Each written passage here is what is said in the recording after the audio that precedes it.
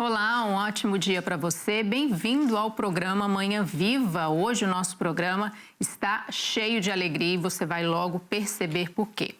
Olha, com o aumento da esperança média de vida em Portugal, mais do que nunca é importante refletirmos como podemos envelhecer com qualidade, autonomia e bem-estar. Esse é o tema do programa, envelhecimento ativo e saudável.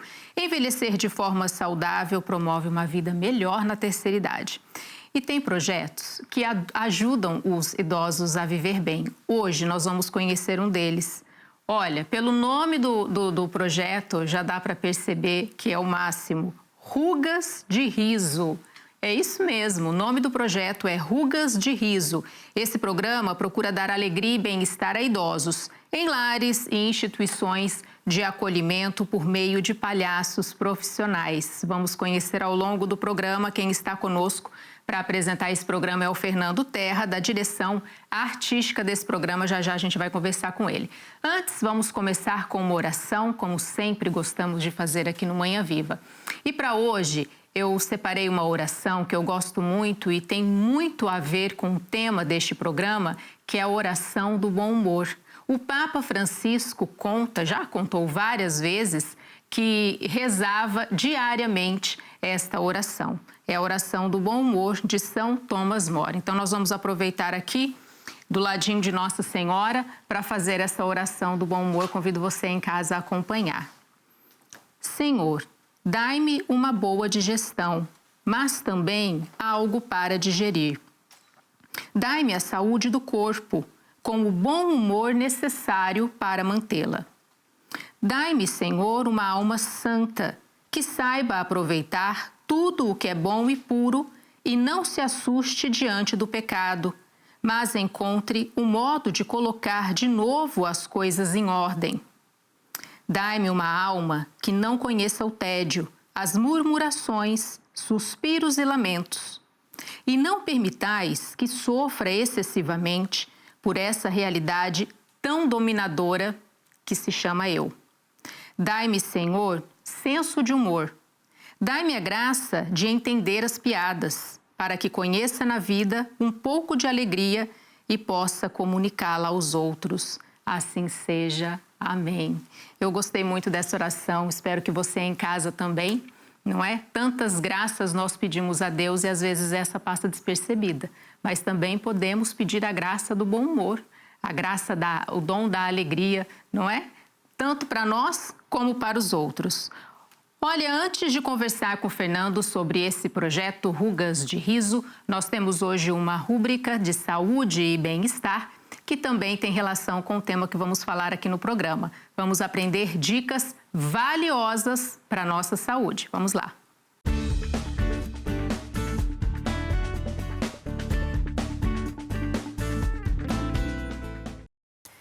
Estamos aqui com o fisioterapeuta Jorge Antunes. Jorge, bem-vindo, bom dia. Obrigada por aceitar o convite de estar aqui conosco. Olá, bom dia. O prazer foi meu. Que bom. E o Jorge vai falar justamente sobre como a fisioterapia pode ajudar nesse processo do envelhecimento saudável. E a gente começa perguntando isso mesmo. Como é que a fisioterapia pode ajudar nesse processo, Jorge? É assim, o que eu posso falar é essencialmente no nosso contexto onde nós trabalhamos. Obviamente que o fisioterapeuta pode trabalhar em várias áreas, em lares, em centros de saúde, em contexto hospitalar. O nosso contexto, como é o contexto clínico privado, então a maior parte das pessoas quando nos chegam-nos com algum tipo de desconforto ou de dor. Okay? Essencialmente nas pessoas acima dos 50 anos. Nessas situações, obviamente que a gente depois de uma avaliação é que vamos tentar perceber se realmente as pessoas essencialmente acima dos 55, 60 anos têm um déficit de exercício físico. Okay. E a partir daí é que a gente começa a construir as dicas para a pessoa levar para casa ou no ginásio ou onde ela quer fazer. Okay? Normalmente, como as pessoas trazem sempre uma componente de dor, a fase inicial sempre da sessão tratamos sempre inicialmente a dor, obviamente, para depois permitir dar um bocadinho de movimento ao corpo. E começamos dessa forma. A partir daí, explicamos à pessoa como é que é o processo todo da recuperação. Neste caso pode ser uma dor no joelho, ou na coluna, ou no ombro, ou na cervical, que são as zonas mais comuns de dor, ou processos agudos ou degenerativos. Degenerativos são aqueles que vão acontecendo ao longo do tempo. E a partir daí, fazendo a avaliação, é que a gente vai construir depois toda a sessão e as próximas sessões no sentido de procurar incentivar a pessoa a realmente mudar um bocadinho os seus hábitos de vida, essencialmente daquele tema principal que nos traz hoje em dia, que é a sarcopenia. Pronto. Não sei se depois vamos... Pronto, então, do que se trata essa sarcopenia? Ela é uma perda de massa muscular, mas é em decorrência da idade? Como é isso? Explique isso pra gente, Jorge. Sim, o termo sarcopenia refere-se essencialmente à perda progressiva de massa muscular. Okay? Aquilo que nos traz hoje, essencialmente, é essa perda progressiva de massa muscular em relação ao que é normal, ao envelhecimento, certo? O próprio envelhecimento já traz por si só essa perda da massa muscular. Obviamente que há outras condições, distrofias musculares, que podem trazer esse processo mais acentuado em idades mais jovens, mas não é esse o objetivo da conversa de hoje. Okay? É a sarcopenia, que tem uma ligação direta à perda de qualidade de vida nas pessoas com mais idade. Okay? Normalmente ela começa a se implementar acima dos 50 anos e vamos perdendo 1 a 2% de massa muscular ao ano. Isso é muito. Obviamente que é muito, não é? A gente tem que ter acima de 30% de massa muscular. Se a gente vai ter esta perda progressiva de massa muscular, obviamente chegamos aos 65, 70 anos com uma complicação enorme, obviamente. Para além do envelhecimento, quais outras causas estão associadas a essa condição, Jorge? Essencialmente, doenças metabólicas, sejam elas a diabetes, por exemplo, ok? Ou então doenças reumatológicas, como a artrite reumatoide. Como as pessoas com esse tipo de doença têm muito período de imobilização, então a sarcopenia ou a perda progressiva de massa muscular pode-se implementar mais depressa. Obviamente, se a pessoa também ficar acamada no hospital, essa perda de massa muscular também se vai implementar mais depressa, mesmo em casos de jovens. Depois, obviamente, que há toma medicamentos prolongada, como corticoides, ou mesmo medicamentos para a tensão arterial, ou para o colesterol, essencialmente, também podem provocar uma coisa que chama-se rabdomielose, que, neste caso, destrói a massa muscular. E, nesses casos, quando isso acontece, há outros sinais e sintomas, dores musculares persistentes, que, normalmente, o médico assistente de família consegue perfeitamente dar conta disso e trocar a medicação. Mas isso são casos muito específicos. Exatamente. Não é? E como se identifica essa perda de massa muscular? Tem sinais, sintomas, algum método? A forma mais fácil de identificar é pelos sinais e sintomas. Isto quer dizer, a pessoa começa a ter dificuldade no seu dia-a-dia, buscar as compras, subir escadas, fazer uma caminhada mais prolongada, fazer força a empurrar qualquer objeto, que coisas que há 2, 3 anos fazia perfeitamente sem qualquer tipo de problema. Obviamente também há formas indiretas de o fazer, ok? A gente tem ferramentas para o fazer, que é o caso aqui do nosso dinamómetro, ok? Este dinamómetro o que é que faz? Testa a força de preensão do membro superior, neste caso da mão. Ok? Então, existem dados normativos. Se estiver dentro do normal, ele diz-nos que está dentro do normal. Se estiver muito abaixo, ele diz-nos que está abaixo do normal.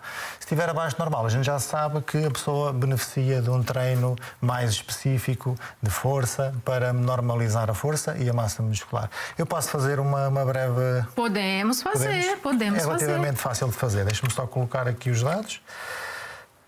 Ora, vamos escolher... Quer experimentar? Posso experimentar? Ok.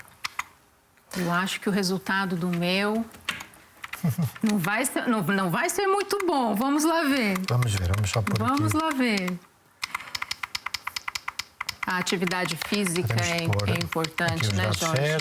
É super importante. Nesse contexto todo. É que a atividade física está intrinsecamente diretamente ligada aos anos de vida. O que é que isto quer dizer? Pessoas com mais força e que fazem atividade de vida têm uma tendência para viver mais tempo. E não é só viver mais tempo, viver com mais qualidade de vida.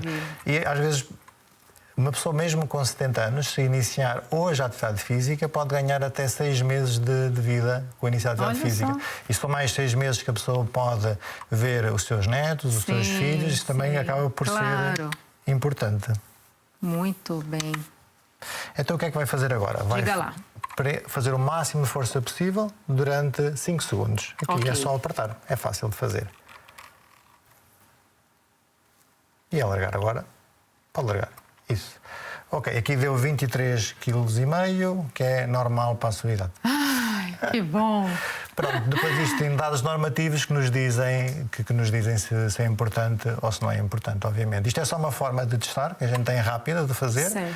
Depois há dinamómetros mais complexos, mas que para o dia-a-dia serve perfeitamente este tipo de ferramenta que é muito importante. Muito Okay? bem, já fiquei mais aliviada. Obrigada, Jorge. Nós vamos ali para a nossa conversa agora com o Fernando sobre o projeto Rugas de Riso. Vamos lá.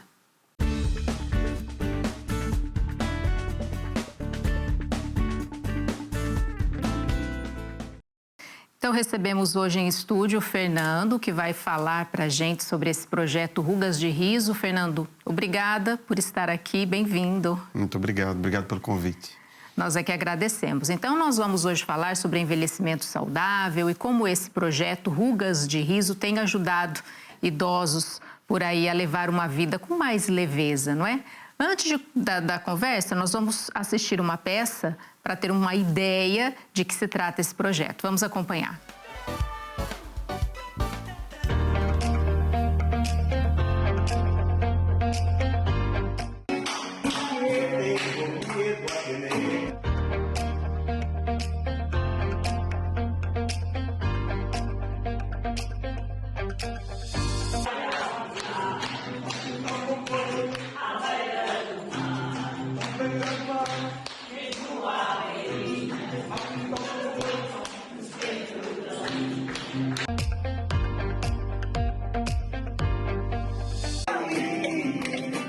Que ele vai pra guerra, deixar-o ir.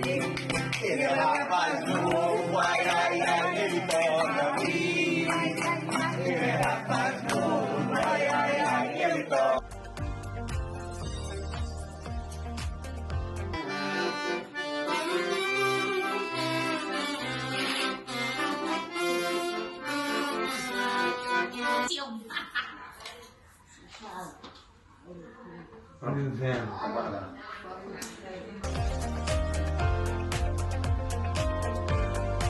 Encruzilhada que fica de fronte da fonte sagrada. A lenda é antiga, mas há quem a conte, que descia ao monte.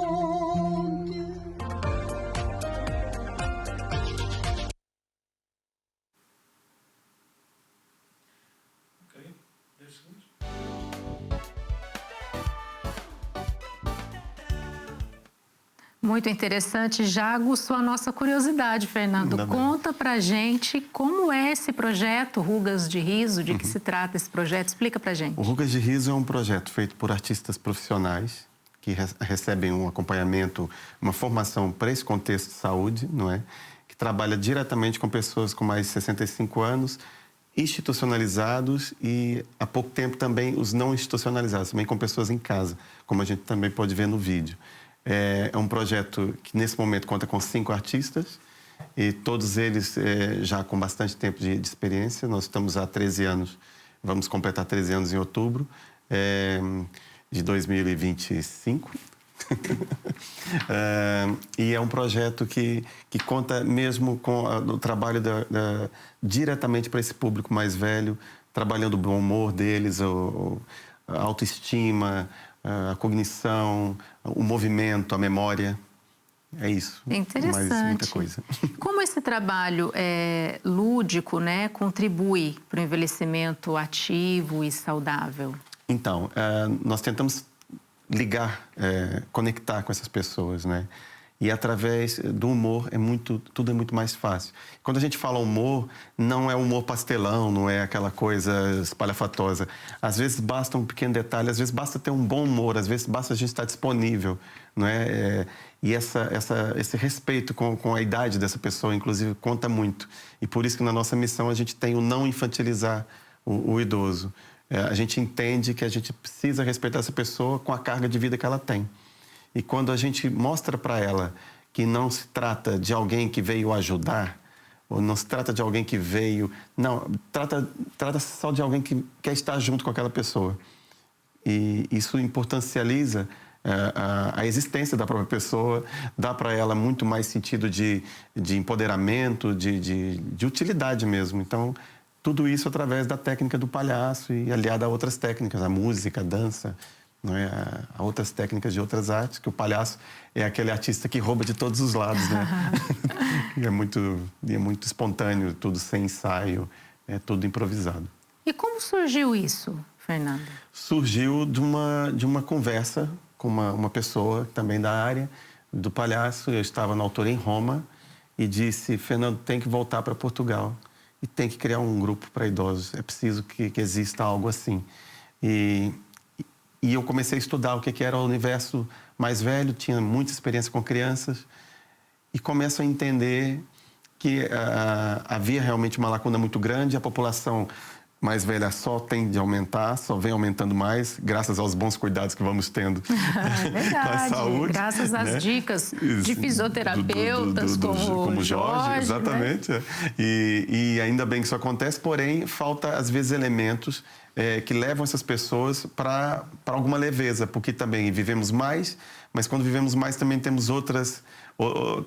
Temos ali desafios, né, da nossa vida, e o palhaço é aquela figura inesperada, ou na casa, ou no lar, ou num centro de dia, que chega e, ao invés de desestabilizar tudo, ele organiza o caos e coloca as pessoas numa perspectiva um pouco diferente, né? Eu estou doente, mas eu posso rir. Eu não ando, mas eu posso bater palma. Eu não posso bater palma, mas eu posso piscar os olhos. Enfim, tudo isso a gente tenta trabalhar com eles. Eu acho que assim a gente vai chegando nessas pessoas. É interessante. A sua formação, você é artista de formação, sim, mas vocês têm uma formação em contexto clínico? Como é isso? Explica pra gente. Eu sou formado em teatro. Sim. E ao longo de 26 anos, desde que cheguei em Portugal, tenho sempre trabalhado também o palhaço, cada vez mais. A técnica de palhaço, que é outra área, não é igual ao teatro, muita gente confunde, às vezes chama o palhaço de personagem, enfim.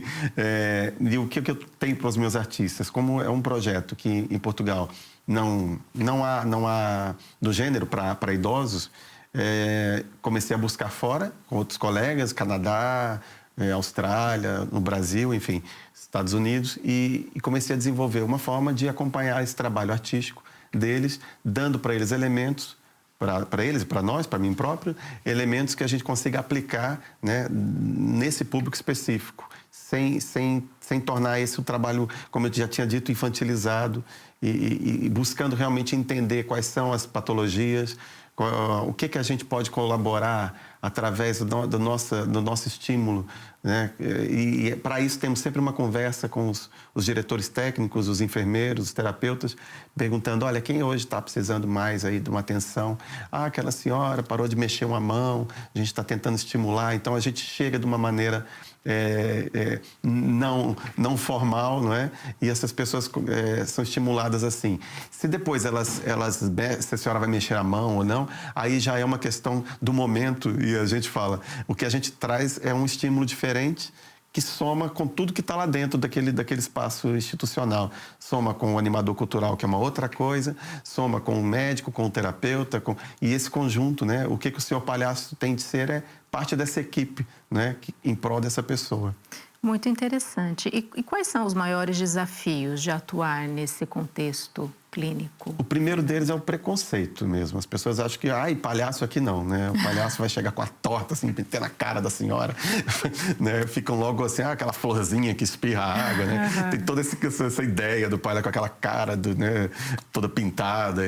E as pessoas esquecem que Chaplin também é palhaço, não é? Que Buster Keaton ou Mr. Bean, todos esses também são palhaços, nem por isso tem aquele visual, aquela coisa. Que tudo bem, né? Contextualizado, todos os palhaços, acho que funcionam muito bem, cada um no seu contexto. Então, o preconceito, eu acho que é um dos grandes desafios. É a gente conseguir dizer para um diretor de uma instituição: experimenta, vê lá como é que é. Experimenta 2 vezes, é o que eu digo, não experimenta uma. Uhum. Porque a gente tem uma questão sobre criar os laços com essas pessoas. Então, se eu vou lá uma vez, eu descubro que a dona Lourdes, ela é costureira. peguei essa informação. Nós fazemos relatórios depois das nossas visitas, todas as visitas. E quando a gente volta numa segunda vez, dona Lourdes, eu não sei se a senhora entende de costura, mas eu tô aqui com um probleminha na roupa. E ela, por acaso, eu sou costureira. E aquilo ganha uma outra força. Então, quebrar esse preconceito dessas... Mas temos quebrado. Tem instituições que já estamos lá há 7, 8 anos. Olha que tem 2 câmaras municipais que nos apoiam regularmente, todos os meses. E esse o preconceito é um desafio que tem sido partido. Outro desafio que a gente pode encontrar é, às vezes, não conseguimos financiar o nosso projeto. Porque, como são profissionais, nós não fazemos voluntariado. Sim. Por quê? Porque há toda uma exigência da direção artística para esses artistas. É preciso que eles tenham qualidade de presença para trabalharem ali, sem desmerecer os voluntários, que também fazem trabalhos maravilhosos. Mas, no nosso caso, a gente prioriza que é um artista, é um profissional e tem que receber para o que faz.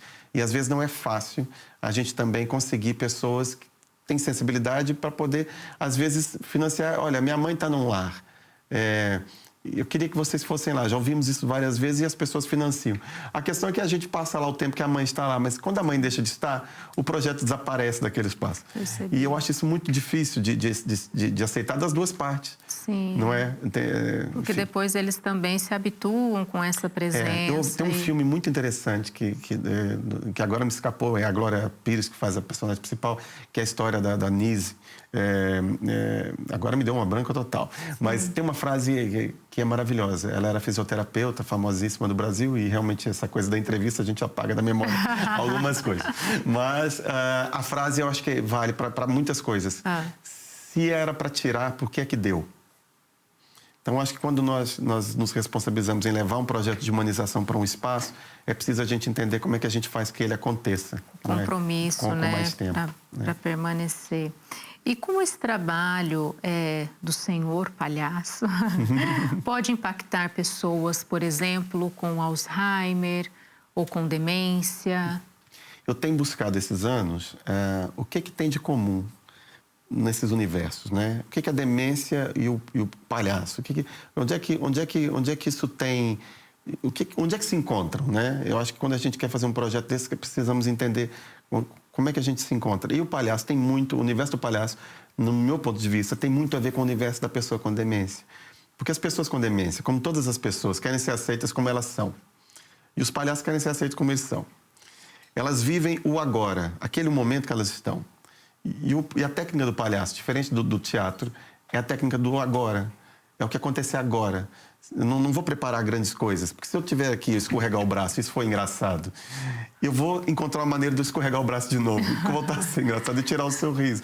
Portanto, então, o agora daquela pessoa. O palhaço também está no agora, né? Uma pessoa com demência precisa de alguma orientação. E eu acho que o palhaço é desorientado por si só, não é? Eu acho que tem muitas coisas que se encontram ali.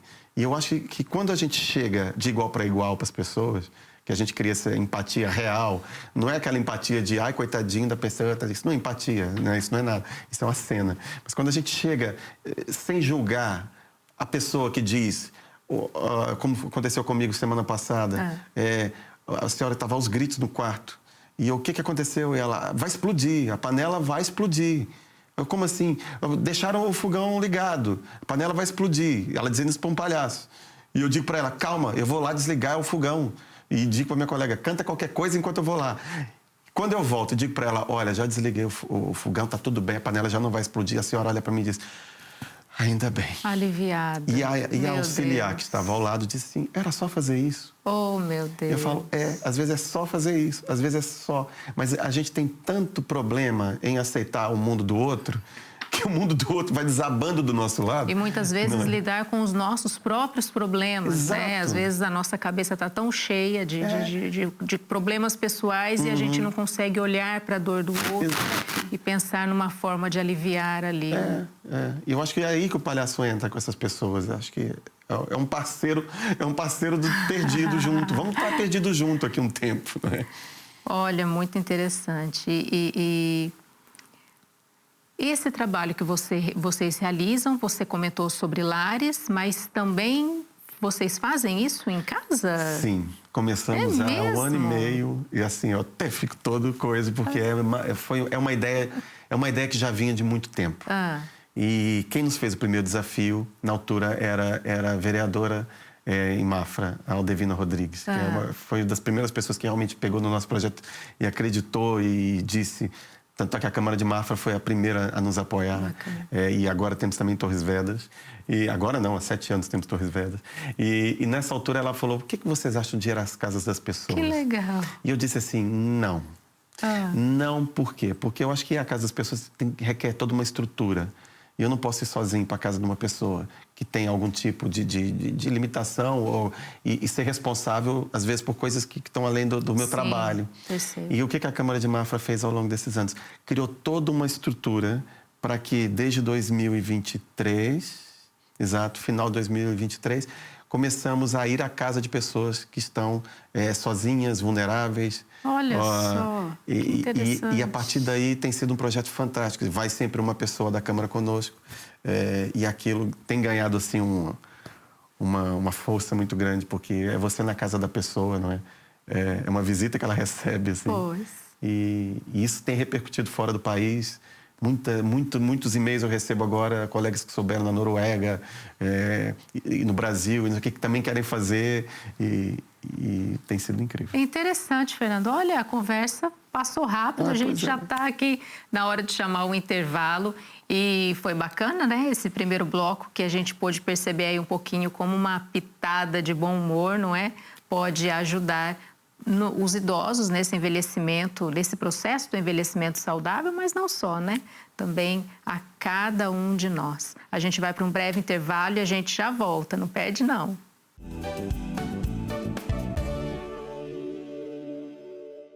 Estamos de volta com a segunda parte deste programa Manhã Viva de hoje, que estamos falando sobre o envelhecimento de forma ativa e saudável. E já percebemos que, de fato, aquele ditado que rir muitas vezes é o melhor remédio, olha, eu estou acreditando mais ainda nele, viu?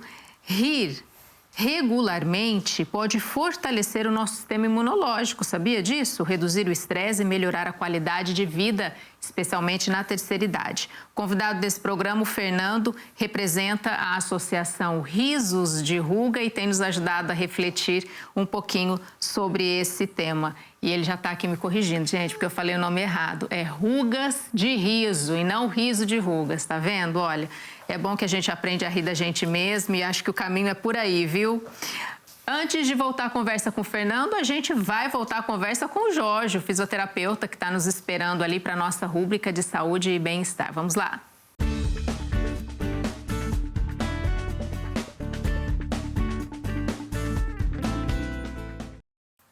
Estamos de volta com o fisioterapeuta Jorge, que está aqui nos dando dicas preciosas de como a fisioterapia pode ajudar a termos mais qualidade de vida. Falamos sobre a sarcopenia, não é? A perda da massa muscular. E agora, Jorge, você poderia nos falar um pouquinho na prática, que tipo de exercício pode ser feito nesse caso? Se a pessoa pode fazer em casa esses exercícios, enfim, como é isso? É assim, qualquer exercício pode ser feito, obviamente. É assim, se a gente for muito objetivos e olhar para aquilo que a ciência nos diz, o treino de força é largamente superior a todos os treinos ou todos os tipos de treino para impedir ou para diminuir essa progressão da perca progressiva de massa muscular. Isso inclui exercícios com peso corporal ou com carga externa, mesmo. Com pesos. Pode ser no ginásio, pode ser em casa. Aquele exercício com esse tipo de... Exatamente, pode ser com um garrafão de água à zona do peito, pode ser... pacote de arroz de 1 quilo. Por exemplo, pode ser subir e sentar e voltar a subir numa cadeira, subir as escadas, ok? O importante é que seja feito de forma ritmada. Ou então, a gente também pode seguir... A forma ritmada é todos os dias, o que... O que é que isso quer dizer, isso, não é? Explica melhor. Pronto, o que é que isso quer dizer? Normalmente aí a gente segue pelas regras do American College of Sports Medicine para idosos. O que é que isso quer dizer? Que eles recomendam para treino aeróbico, por exemplo, caminhadas todos os dias, pelo menos meia hora. Ok. Se quiser fazer outro trabalho aeróbico, por exemplo, corrida, pelo menos 2 a 3 vezes por semana, 25 minutos. Mas vale uma caminhada de meia hora diariamente do que uma vez por semana a pessoa querer caminhar por 1 hora ou Exatamente, é preferível fazer todos os dias, ou então um bocadinho mais intenso e 2, 3 vezes por semana, por exemplo. Isso para treino aeróbio, de resistência, chamamos assim.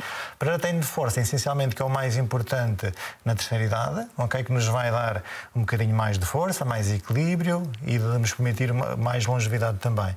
E assim já vamos ter que fazer pelo menos 3 vezes na semana, 2 a 3 vezes, mas a recomendação é pelo menos 3 vezes na semana, pelo menos 20 minutos seguidos. E pode seguir as recomendações normais. 3 séries de cada exercício, pelo menos 10 a 12 repetições de cada exercício. E vamos exercitar todos os grupos musculares, seja braços, pernas, tronco, pés, por exemplo. Todos eles fazem parte do processo. E essas são as recomendações. Obviamente que a pessoa pode fazer em casa, no ginásio, pode fazer em contexto clínico, quando tem uma condição clínica que a impeça de fazer de forma normal. Depois há várias formas, dependente também do prazer ou do gosto da pessoa. Obviamente também é importante, não é? Se a pessoa tem horror de ginásio, temos que arranjar aqui uma estratégia diferente para ela poder fazer, por exemplo. Sim, não importa o local nesse caso. O importante é a prática. É a prática regular. Regular da atividade. E que estratégias ou técnicas pode-se fazer para controlar a dor nessa fase da vida, Jorge? Temos várias estratégias, obviamente. A primeira fase, essencialmente, é perceber que, neste tema que nós estamos aqui a falar, que a sarcopenia tem influência direta sobre a dor das pessoas. O que é que isto quer dizer? Uma pessoa a partir dos 65 anos, por exemplo, é normal ter uma artrose no joelho ou na anca. Essa artrose vai provocar, obviamente, uma diminuição da massa muscular, juntando já a isso a sua idade. Então, temos duas situações que contribuem para a perda progressiva de massa muscular, mais o desgaste articular. Então, a primeira fase sempre é tentar controlar a dor. E aí as técnicas que me estava a perguntar. Depois a gente tem várias em clínica a fazer, obviamente, como a gente trabalha muito com ecografia, não para fazer diagnóstico, mas para ver as estruturas, como é que elas se comportam. E depois, com isso, podemos estimular certos nervos, certos músculos, certas articulações, no sentido de minimizar o impacto que a dor tem nela. E isso podemos fazer de forma mais interventiva ou menos interventiva. Pode ser com agulha ou sem agulha. Pode ser com equipamentos que induzem uma corrente elétrica para dentro da própria articulação e que de uma determinada frequência obtemos uma melhoria na dor. Depois, logo a seguir, é importante a pessoa perceber realmente que todo aquele processo degenerativo vai melhorar se a pessoa começar a fazer um bocadinho de exercício. Mas para fazer exercício, primeiro que nada, temos que diminuir a dor. Para a pessoa ganhar um bocadinho mais de confiança, ter mais controle do problema. E dessa forma, depois podemos organizar o exercício. Se fizermos em contexto clínico, organizamos logo pelo menos para 8 a 12 semanas. Que é o tempo que o nosso corpo demora, pelo menos, a responder. Ao final dessas 8 a 12 semanas, a pessoa leva um programa de exercícios para casa, no telefone, se tiver facilidade, ou então a gente imprime folhas com os exercícios em que a pessoa pode levar também, por exemplo. Ou então pode ir para um ginásio, para uma piscina, também, ou para outro local onde sinta, ou mesmo no centro de dia, muitas das vezes também tem sítios para fazer a sua atividade física, depois aí já é de forma onde a pessoa se sente melhor, obviamente. Interessante. E assim não espera a dor voltar, não é? Para então procurar o fisioterapeuta de novo. Exatamente. Já se exercita ali, que é para fazer um trabalho preventivo. Isso mesmo. Não é? E aí ajudar nesse processo do envelhecimento saudável. Muito obrigada, foi muito bom ouvir suas dicas. Muito obrigada. Obrigado, até uma próxima. Tá? Obrigada. Adeus. Olha, o contato do Jorge está escrito aqui, você pode, se quiser contactá-lo para, enfim, qualquer uma dessas questões relacionadas aí, tá bom? Com o trabalho de fisioterapia que nós recomendamos com certeza. Obrigada mais uma vez e assim a gente fica por aqui nessa rubrica de saúde e bem-estar. Vamos voltar a conversa ali sobre o projeto Rugas de Riso.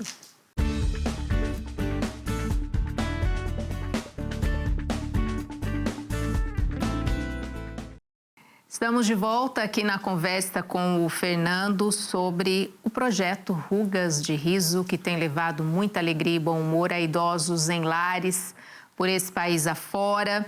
E agora a gente vai continuar aqui nossa conversa. Temos aqui um livro interessante para apresentar também daqui a pouquinho.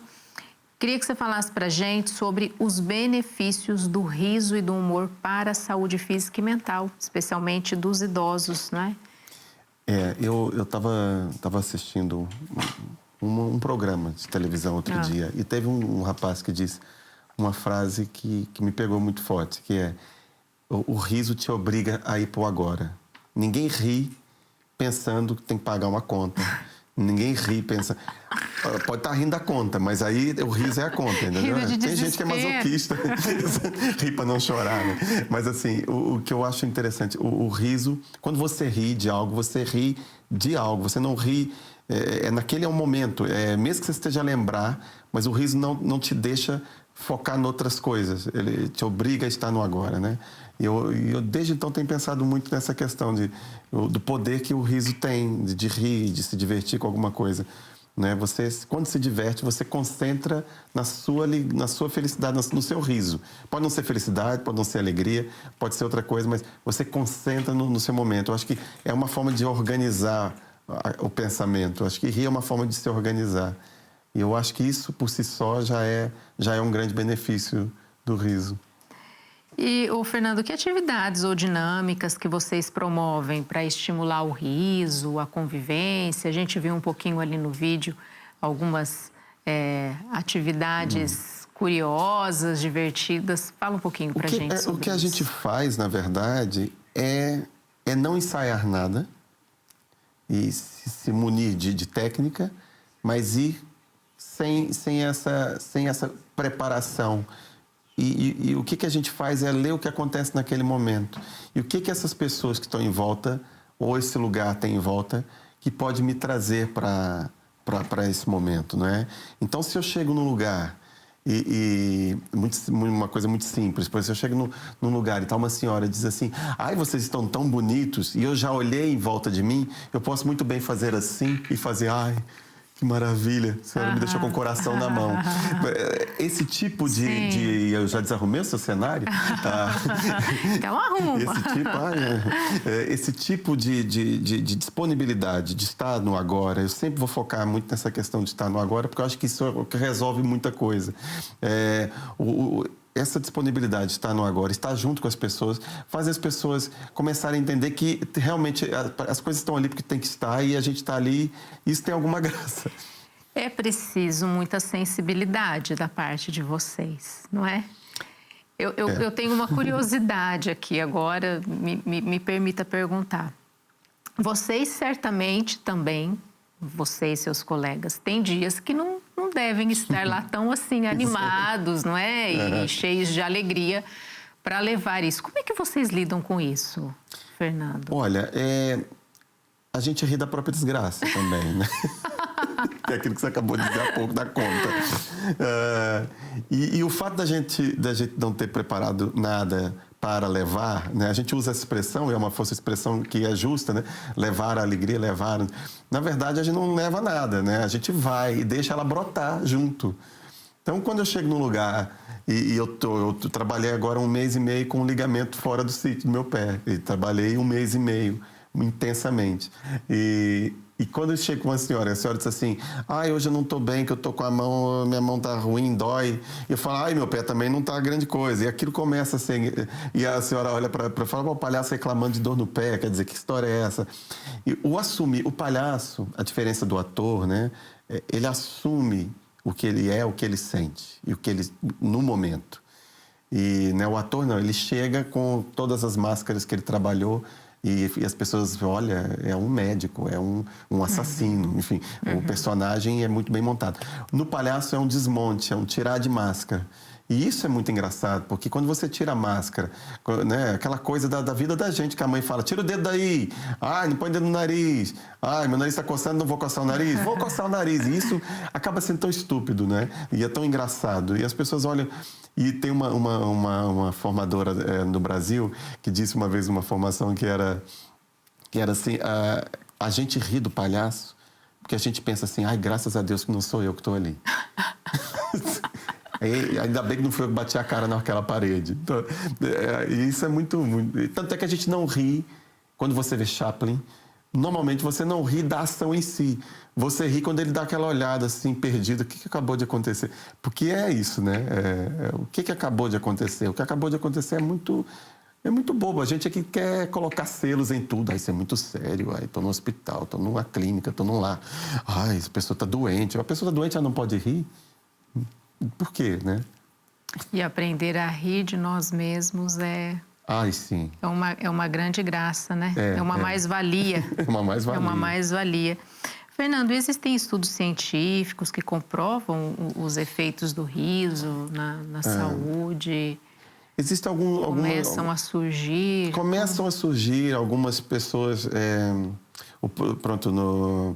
A gente fez, por exemplo, o livro O Palhaço e a Demência, que é um livro que eu escrevi lancei agora há pouco tempo, na Biblioteca Municipal lá de Torres Vedras. O Palhaço e a Demência, um encontro terapêutico. Então vai começando a surgir, e eu fiz com uma assessoria maravilhosa de uma psicóloga fantástica, que é a doutora Isabel Souza, que me deu todo o embasamento técnico para poder escrever esse livro, para que eu conseguisse estar livre no artista que escreve, e ela chegar, puxava a orelha e dizer, o termo não é esse, não é assim. E eu ia me ajustando, ia descobrindo outras coisas, assim, E esse é um livro que mais é um livro prático, né? Um livro que, se eu estou nessa situação, o que acontece nessa fase da demência? Como é que eu posso responder a essa fase sem causar mais sofrimento na pessoa, né? Há outros livros que falam sobre o benefício do riso. Vão surgindo, mas ainda é uma floresta enorme para a gente explorar. Explorar, né? Esse livro é interessante, viu, gente? A gente estava até rindo aqui agora há pouco. Para variar? Na hora do intervalo. Porque, olha só, deste lado do livro, aqui está em português, certo? E a capa é assim. E desse lado está de ponta cabeça. E está em inglês. E eu estava aqui folheando o livro e o Ricardo, nosso cinegrafista, pensando, mas o que a Luciane está lendo ali de ponta cabeça? Mas não é, esse lado aqui está assim, e esse lado está assim.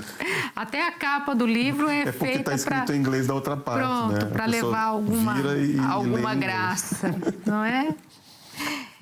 Esse livro, olha só, vamos ver aqui um pouquinho. O programa Rugas de Riso é uma iniciativa da Associação Cultural Meleca, que conta com artistas com formação específica para atuação em contexto clínico, coordenados por uma direção artística e um departamento de relações institucionais. É um trabalho sério, gente.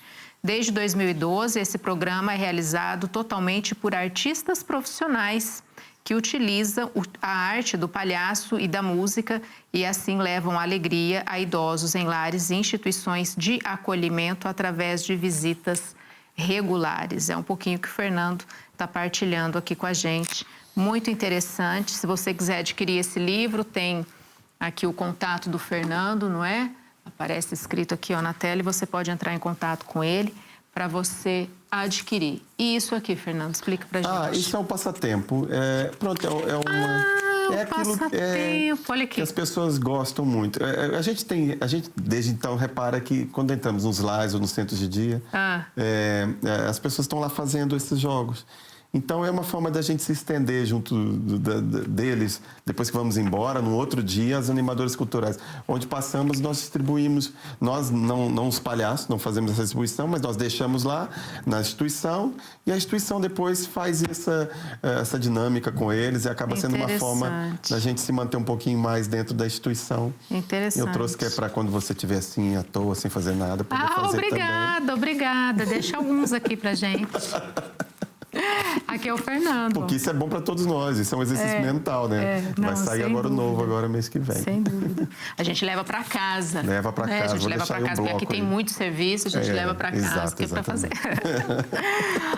Fernando, eu queria que você partilhasse com a gente, nesse tempo todo de experiência que você tem. Certamente você já viveu muitas situações marcantes, histórias. Conta pra gente uma, duas, Conto. Enfim. Olha, tem uma história que eu conto sempre. Aliás, está no livro essa história. É um spoiler. Tem uma história engraçada e ao mesmo tempo que eu acho muito forte. Porque a gente foi visitar um lar e tinha uma senhora que eu parei em frente a ela e ela disse pra mim, sabe aquela loja de bicicleta que tem lá em cima? E eu fingi que sabia. Eu não gosto de fazer isso, não. Eu gosto de dizer, não sei não qual é que é. Mas nesse dia eu falei assim, sei. Ela, é da minha filha. E ela ficou assim me olhando como se eu... Da sua filha? E depois ela disse assim, mas tem uma loja de materiais de construção lá embaixo que é do meu filho. Aí eu, que maravilha, olha, são empresários, né, seus filhos e tudo. E a senhora, e ficou assim toda feliz. E eu dei outra volta. Quando eu voltei, ela disse para mim, olha, sabe aquela loja de bicicleta que tem lá em cima? Aí eu falei, sei. Que agora eu já sabia mesmo que tinha, que já era verdade, né? Aí ela, então, é da minha filha. E eu me adiantei e disse assim, não vai me dizer que aquele rapaz que é dono da loja de material de construção é irmão dela. E ela, Eu falei, olha só, bem que eu tem qualquer coisa parecida, né? E aí eu dei outra volta. E quando eu dei a terceira volta, e tinha uma auxiliar que estava olhando esse tempo todo, estava fazendo limpeza, olhando isso. E quando eu dei a outra volta, eu disse assim, uma coisa, aquela loja de bicicleta que tem ali, é da sua filha? E ela, ela é irmã do rapaz Ai, pois é, bem... E foram assim, umas 5 voltas. Isso... foi interessante por quê? Porque eu não estava debochando da demência da senhora. É um exemplo de como é que eu entrei no agora dela. E ela era uma mãe super orgulhosa. Ela estava muito orgulhosa. Ela ainda se lembrava dos filhos. E então ela dizia que aquela era da filha e a loja era do filho. Com muita felicidade de poder dizer para alguém que os filhos dela venceram na vida, né? E o palhaço nesse momento era só um combustível de toda essa engrenagem, né? Eu fazia a minha volta e fazia variações do mesmo tema, não é? Com isso eu não ataquei, que eu acho um ataque que a gente faz sem querer, porque nós não temos aquilo, não há grandes estudos, não há grande informação sobre a demência. Não fiz a senhora sofrer dizendo coisas para ela do gênero, como já vi pessoas... Mãe, fala quem sou eu, lembra de mim? Porque é muito difícil olhar para sua mãe e ela não lembrar de você. Mas é mais difícil, calhar para ela, ouvir uma pessoa chamá-la de mãe e tá tentando entender na vida dela, o que esse homem está me chamando de mãe? Não é? Então, e a pessoa não vai dizer assim, pois é, desculpa, eu tenho demência, não vou lembrar de você. E a gente é que tem que entrar e aceitar esse agora deles, né? Então, quando você faz essa volta, essa outra volta e trabalha com eles, você está dando para eles o agora dele, eles estão ali. Se, entretanto, se eu dissesse para ela assim, a loja do material de construção também é do seu filho, é filho seu, e ela dissesse para mim, eu não tenho, só tenho uma filha. Eu não poderia jamais dizer para ela, não, desculpa, a senhora me falou há 5 minutos atrás que tinha. Portanto, é aqui que eu acho que mora a terapia do que a gente faz. É a gente conseguir dar para essa pessoa um conforto, não é? Tem que ser confortável para ela. Não posso forçar, não pode ter fricção. Sim. Não é? Como também já entrei num lar onde tinha acabado de chegar uma senhora que ninguém sabia se ela falava, se ela via, ou se ela interagisse. De alguma maneira, a senhora estava completamente apática. E a única informação é que ela antigamente tocava piano. E eu estava com a guitarra e toquei por Release. E a senhora estava parada assim, mesmo a olhar para o chão. E quando a gente começa a tocar, eu e o meu colega, aí a gente viu que ela fez assim. E olhou para a nossa direção. E aí a gente teve a percepção que ela ouvia. E, de repente, ela já estava com os olhos muito focados em nós. E aí entra outra parte que eu acho que é importante a gente ter noção das coisas. E a gente começou a trocar de lado do quarto para ver se ela acompanhava, para poder ver até quando, até onde. Então, essas histórias que vão acontecendo, esses pequenos acontecimentos, né? De descobrir o que eles... Onde é que o palhaço pode influenciar na melhoria de vida dessas pessoas sem perder o palhaço, né? Sem abandonar o palhaço, sem abandonar o que um palhaço é capaz de fazer, porque no meio disso tudo a gente já tropeçou, já bateu a cara na porta, a gente já olhou para o outro com o cara, né? No meio disso tudo o palhaço estava ali, mas ao mesmo tempo trabalhando trabalhando essa cognição e esse ping-pong entre nós e eles. A gente às vezes, quando vê, tá tudo igual, né? A gente é tudo igual. E a receptividade dessas pessoas? Vocês encontram certamente muita receptividade, mas o contrário, em alguns momentos, também deve ser verdadeiro. A gente pede para não avisarem. É mesmo? A gente fala, não avisa. A gente vai no nosso surpresa. e-mail para eles, olha, não mudem nada, não coloquem cadeiras, não façam nada que não fariam num dia normal que a gente não fosse. Deixa tudo acontecer, deixa a gente chegar. A gente chega e aí é sempre realmente um olhar de interesse. E aí tem aquele, né? O do não, né? Que a pessoa fala, não quero. E aí se eu fosse só o Fernando, eu dizia, ai, desculpa, tá bom, vou embora. Mas no Palhaço a gente tem formas de receber esse não, que dão para essa pessoa. Por que é importante esse não? Porque essa pessoa vai ter direito de dizer não para alguma coisa que já não tem há muito tempo. Sim. Porque é uma das primeiras coisas que a gente perde é o direito de dizer não quando vamos para uma instituição. Porque a injeção é naquela hora, a medicação é naquela hora, o banho, o almoço é naquela hora, tudo naquela hora, trocar a fralda, é tudo do jeito que eles têm que fazer. Não é maldade de ninguém, é o trabalho deles, tem que fazer para essa pessoa estar bem, estar viva. E a gente chega e leva um não, e o não é aceito. É incrível, não é? Ele olha, se sente poderoso, então damos esse poder para eles. Fernando, o tempo passou muito rápido, a gente já está chegando no fim do programa. Eu também acho, tem que voltar, fazer a gente sorrir aqui mais um pouquinho. Para fechar, eu queria que você falasse, que você desse alguma dica de como, assim, quem acompanha a gente lá em casa, os idosos, como que a gente pode incorporar, não sei, adquirir alguma prática de bom humor, de riso no dia a dia? Tem alguma dica? Olha, tem. Eu vou inventá-la agora, mas tem. Vai lá. Uma delas, eu acho que ler o livro vai ajudar imenso. Pronto. Aliás, vai ajudar muito porque vai ajudar também o projeto, que parte da venda do livro vai para o Rugas de Riso.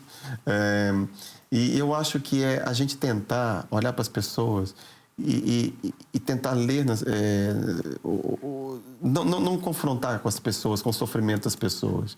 E com o nosso próprio sofrimento. Quando a gente também ataca é porque a gente também não está bem, não é? Então, é uma questão de olhar para dentro e ver quão ridículo é o ser humano. Como a gente é bobo, não é? Como é que a gente para num shopping para comprar uma roupa, para ir numa festa, que ninguém vai falar dessa roupa, e se falar também não muda nada na sua vida. Como é que a gente é bobo? E eu acho que olhar para o que a gente faz, qual que é a essência, o que a gente está aqui fazendo exatamente, né? O que eu vim aqui fazer e tentar levar isso leve, porque isso vai passar, a vida vai passar. Você vai ficar nervoso, a sua conta não vai ser paga só com o teu nervosismo. Portanto, esquece... Se pagasse a conta, não é pelo se menos, pagasse a conta, né? Se a gente ficasse nervoso... Valeria lá. Às vezes o pessoal buzinando do trânsito, né? Não vai os carros da frente, não vão desaparecer. É verdade. Não é? Então, a gente começar a buzinar, a gente começa a tentar fazer um ritmo com a nossa buzina e faz ali uma orquestra. Mas eu acho que é tentar não levar as coisas assim... tão a 100%, nada é tão grave, claro que doença é grave, a morte é grave, tudo. A gente perde pessoas, e às vezes em vida a gente acha que já perdeu as pessoas, mas eu acho que é tentar levar para a gente o que a gente pode extrair de positivo. Vai ter. Quando eu olho para uma senhora e falo, que linda, às vezes estou sempre vendo algo de bonito nelas. Quando eu vou ao lar, aos senhores, eu digo que eu tenho inveja das sobrancelhas, que eu quase não tenho. Então tem sempre alguma coisa de positivo que a gente pode encontrar. Tá certo. Fernando, muito obrigada. Obrigado. Que Deus abençoe o seu projeto, né? Que Deus abençoe e ilumine, que vocês continuem aí levando muito riso, muito bom humor, muita leveza por esses lares aí afora, viu? Deus abençoe. Obrigada. Vocês também, obrigado. Olha, então nós ficamos por aqui, o tempo passou rapidinho, já chegou mesmo ao fim. Você tem aqui o contato do Fernando, se quiser saber mais, se quiser adquirir o livro. E para nós, não é? Vamos ficar com isso no coração e na mente, leveza, não é? Vamos procurar sorrir um pouco. Se o outro está com uma carinha um pouquinho fechada, vamos nós mesmos ali tentar motivar um sorrisozinho, porque um sorriso, gente, olha, é capaz de fazer a diferença na vida de muita gente e mudar muita coisa. E peçamos também a Deus a graça de nos dar o dom do bom humor, tá bom? Olha, um abraço e até a próxima, se Deus quiser.